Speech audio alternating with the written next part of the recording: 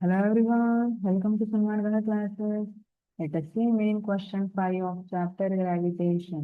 Answer the following question. Question number 20. A car falls off a ledge and drops to the ground in 0.4 seconds. Let G is equal to 10 meter per second square. ಒಂದು car ಪಾಪ ಬಿದೋಗ್ತಾ ಇದೆ ಇಲ್ಲಿ car falls off a ledge and drops to the ground in 0.4 second ಅಂತ ಕೊಟ್ಟಿದ್ದಾರೆ. So U value, initial velocity is 0.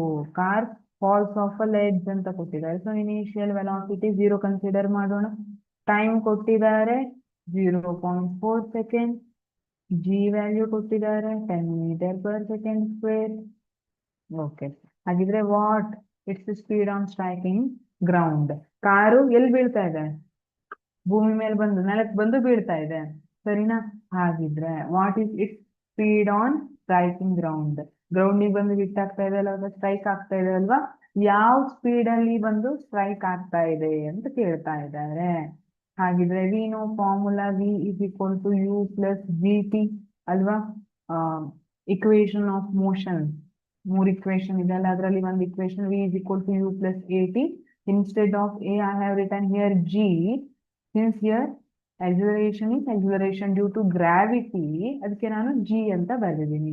ಇಲ್ಲಿ ಬೀಳ್ತಾ ಇರೋ ಕಾಲನ್ನ ಎಕ್ಸಲರೇಟ್ ಮಾಡ್ತಾ ಇರೋರು ಯಾರು, ಅಥವಾ ಎಕ್ಸಲರೇಷನ್ ಆಗ್ತಾ ಇರೋದು ಯಾಕೆ? Due to acceleration due to gravity ಅಲ್ವಾ?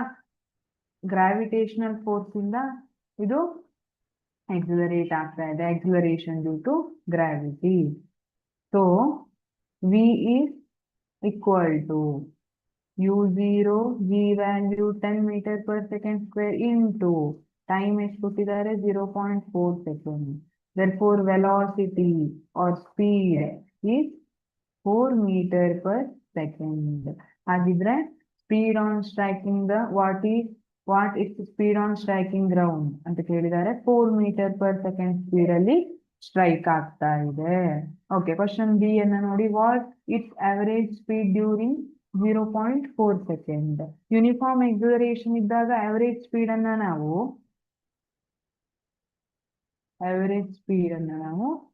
You plus V divided by 2 ಅಂತ ಮಾಡಿ ಕ್ಯಾಲ್ಕುಲೇಟ್ ಮಾಡಬಹುದು.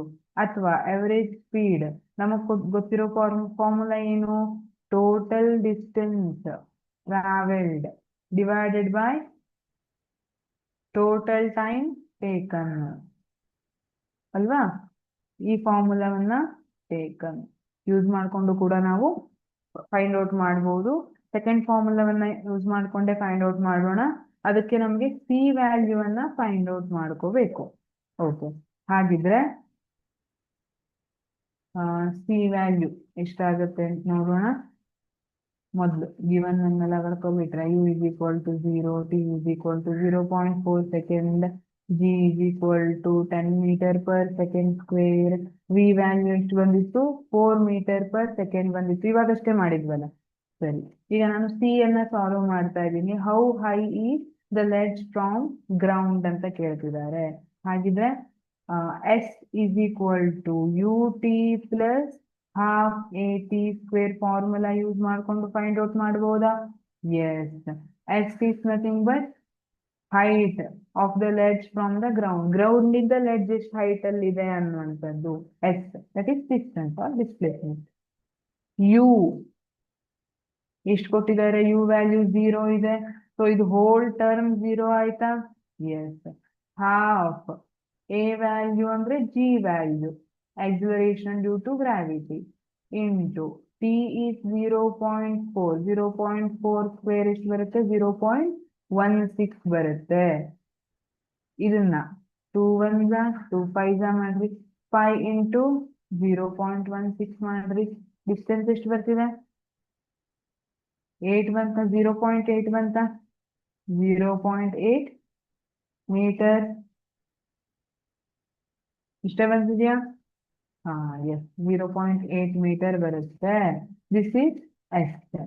ಈಗ ನನಗೆ ಕ್ವಶನ್ ನಂಬರ್ ಸಿ ಇಂದ ಡಿಸ್ಟೆನ್ಸ್ ಸಿಕ್ಕಿದೆ ಅಲ್ವಾ? ಹಾಗಾಗಿ ನಾನೇನು ಬರಿತೀನಿ? average speed is equal to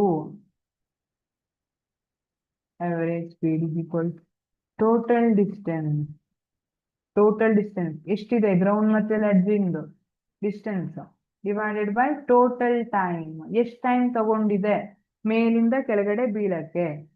ಹಾಗಿದ್ರೆ total distance is 0.8 metre. Total time taken ಎಷ್ಟು 0.4 ಸೆಕೆಂಡ್. ಇದು ನಾವು ಬಿ ಅನ್ನ ಮಾಡ್ತಿದ್ದೀವಿ 0.4 second. So answer is 2 metre per second. Okay, average speed is 2 meter per second. Thank you.